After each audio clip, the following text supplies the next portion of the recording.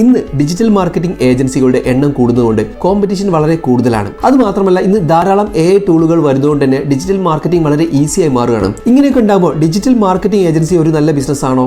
എന്താണ് ഇതിന്റെ ഭാവി? ഡിജിറ്റൽ മാർക്കറ്റിംഗ് ബിസിനസ്സിന് വളരെ ബ്രൈറ്റ് ആയിട്ടുള്ള ഫ്യൂച്ചർ ആണുള്ളത്.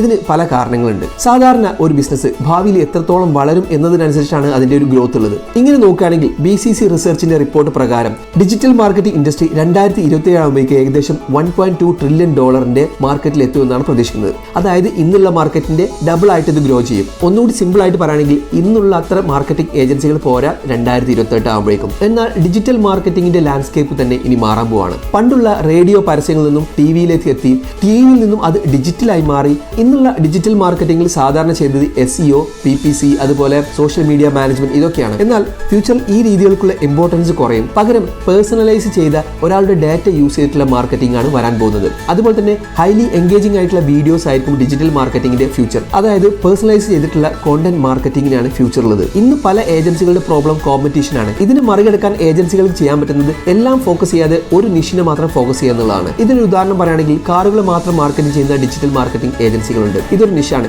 അതിൽ തന്നെ മൈക്രോ നിഷായിട്ടുള്ള ലക്ഷറി കാറുകളുടെ മാർക്കറ്റിംഗ് ചെയ്യുന്ന ഏജൻസികളുണ്ട്. ഡിജിറ്റൽ മാർക്കറ്റിംഗ് പഠിക്കണം എന്ന് ആഗ്രഹിക്കുന്ന ആളുകൾക്കോ അല്ലെങ്കിൽ ഒരു ഡിജിറ്റൽ മാർക്കറ്റിംഗ് ബിസിനസ് സ്റ്റാർട്ട് ചെയ്യണമെന്ന് ആഗ്രഹിക്കുന്ന ആളുകൾക്കോ നിങ്ങൾ ഈ വീഡിയോ ഷെയർ ചെയ്ത് കൊടുക്കും.